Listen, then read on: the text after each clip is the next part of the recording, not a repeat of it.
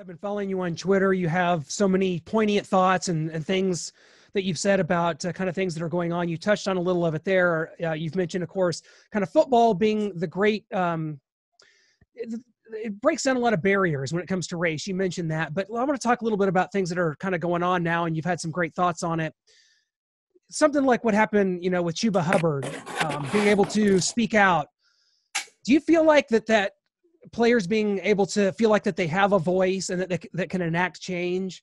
How important do you think that is kind of in general? Obviously, we saw what Chuba was able to do, his teammates kind of standing by him, and he was able to start a conversation with his coach. And by the end of the day, they talked about it, and we don't know what all was said, but it looked like things were perhaps changing for the positive in that situation. Just how do you feel about kind of some of this that's going on right now? Yeah, and as I describe what's the importance of football in the South and across America, it's America's sport. There's also a double-edged sword to this whole to football and to athletics.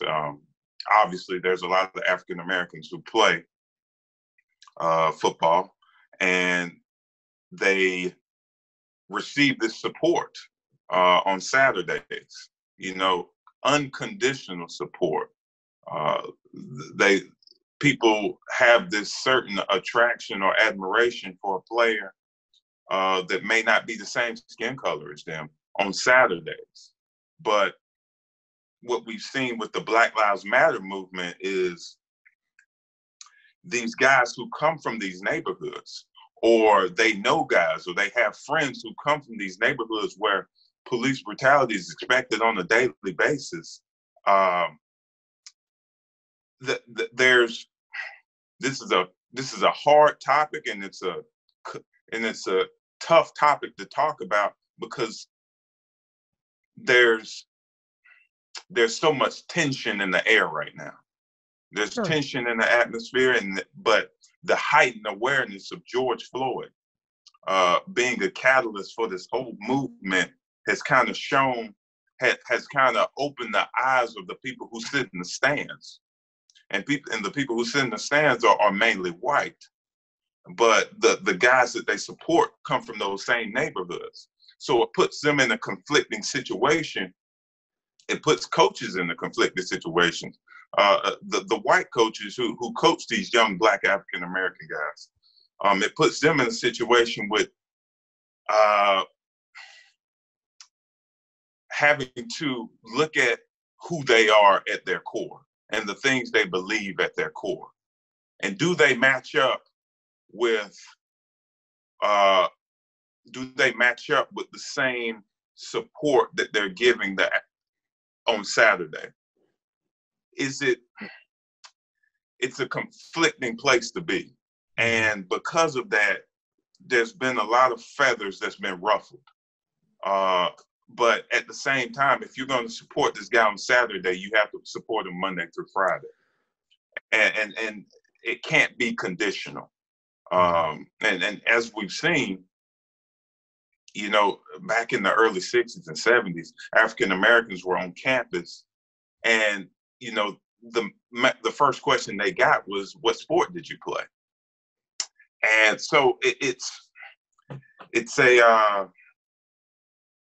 a good thing that this is happening now, and athletes are realizing the power that they have in their voice and the influence that they have over a whole state that is supporting them, and they're using their voice. And I'm proud of guys like Chuba Hubbard. I'm proud of guys like Trevor Lawrence. I'm proud of guys like Jay Urich, who are speaking out on behalf of injustice and unfairness in America. And we've seen athletes use their voice throughout history. But this one is, this time in America, for sure, it is different because awareness is really on a level where you can't run from it anymore. You can't run from if there is embedded racism in the stands, or if it's somewhere, it's being called out. And it's making people look in the mirror.